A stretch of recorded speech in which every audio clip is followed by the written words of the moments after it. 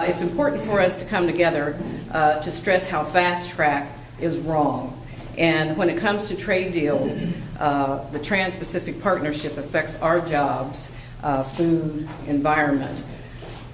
Fixing one of the problems within the fast track legislation is not the solution. As important as workers' rights, environmental standards, consumer issues, and job losses, fast track authorization should be rejected. The American people elected representatives in Congress to do just that, represent us. They must retain, let me repeat that, they must retain the right to amend and approve any legislation for the ordinary Americans, and that would be us. More U.S. jobs will be shifted with this legislation overseas, and more U.S. workers will suffer lower wages.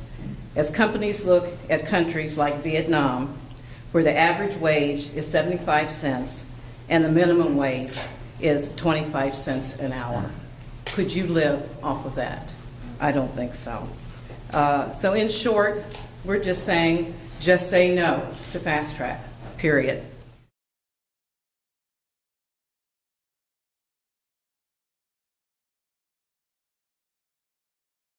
Instead of talking about all of NAFTA and the Trans-Pacific Partnership, which takes a long time because it affects the environment, it affects family farms, it affects jobs, it affects workers' health and safety, all of these things are part of the Trans-Pacific Partnership. And that's one reason it's so complicated and so difficult to explain to people. Let me tell you just about one aspect of the Trans-Pacific Partnership that we don't talk about much because it's so damn complicated, and it's really hidden and buried in the language, as Mark may tell you later. But that is what is called investor-to-state lawsuits. Sounds like something that doesn't belong in a trade agreement, and it certainly doesn't in this one. But these are lawsuits which were authorized first in NAFTA, which allow foreign corporations to sue governments for expected profits if they are reduced as a result of new laws and regulations. Now what that means is that if we pass an increase in the minimum wage, if we improve worker health and safety, if we do something to protect family farms, if we improve our environmental laws, if we do something to control mining, all of these things can be considered by corporations as reducing their expected profits when they first made their investments. So they can sue the United States government for the difference between what they thought they were going to make and what they will under these new regulations.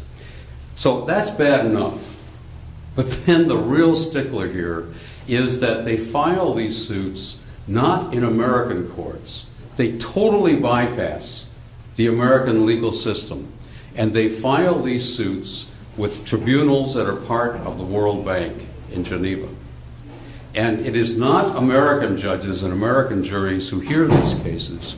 It's a panel of 3 international corporate lawyers who, without any accountability, no precedent, no checks or balances on their power, they make the decision as to whether this suit is valid or not. And they have the power to exact penalties of hundreds of millions of dollars against governments in these cases. In fact, Colombia was just hit a couple of months ago with a fine of $1 billion. Can you imagine what that means to a company like Costa Rica? $1 billion because they found that mining operations were totally polluting their entire water supply in the country. They had to stop mining operations, which they did. And what happened was mining companies come in and say, look, we made our investment here, we expected to make billions of dollars mining, and you've stopped it. So they filed one of these suits, and the judgment was $1 billion. I have no idea what's going to happen in that suit. But we have to realize that this part of the TPP and the Trans-Pacific Partnership itself is a corporate coup. It gives powers to corporations that they have never had before, that we have no control over through our elected representatives. And this is their way of getting around any kind of control and regulation. And doing it in the dark of night when basically none of us can be watching and realizing what's actually happening. Luckily, we have a champion in Congress, Mark Pocan, who understands all of this and who has been talking about it ever since he's been in the Congress. And without Mark, we would not have made nearly the progress in educating the American public about the dangers of the Trans-Pacific Partnership and Fast Track.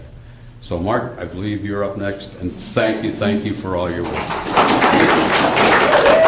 You know, as Dave said, I've been very active on this issue in Washington, but I got to tell you, this goes way before I was in Congress, way before I was in the legislature. I've had a small business here, a union specialty printing business, right here in Madison for 26 years. And one of the things that we do is we source American-made and union-made products for a lot of people who want to have products that are that match that for promotional items, etc. And over the years, I've watched the products dwindle that were available in the United States. And it directly relates to the trade deals that we've had over the years. And let me just give you one example of a company I think you've all probably heard of out of Janesville, Parker Pen. Parker Pen was an institution in Rock County for many, many years. In 1988, I think they had 1,000 jobs in Rock County, people working at Parker Pen.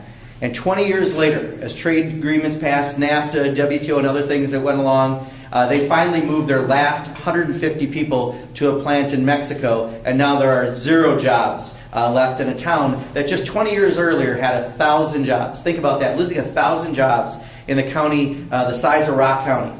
Much less GM and the plants that fed into GM, you can start realizing why they've got some of the unemployment problems they have. But we can take a lot of this and correlate it directly to the past trade deals. When NAFTA was passed, since then, we have lost 5 million manufacturing jobs in the United States. These are jobs going directly overseas. While we've been told somehow it'll help us with our exports, just the opposite's happened. When we used to have a surplus in exports until about the late 70s, I believe it was, and the first fast track was ever used. And then when you look, when we passed NAFTA, another big dip. And now we are a net importer, not exporter. And every single time we pass one of these deals, most recently the Korean Free Trade Agreement, we were promised how many jobs it would create. Instead, we lost jobs.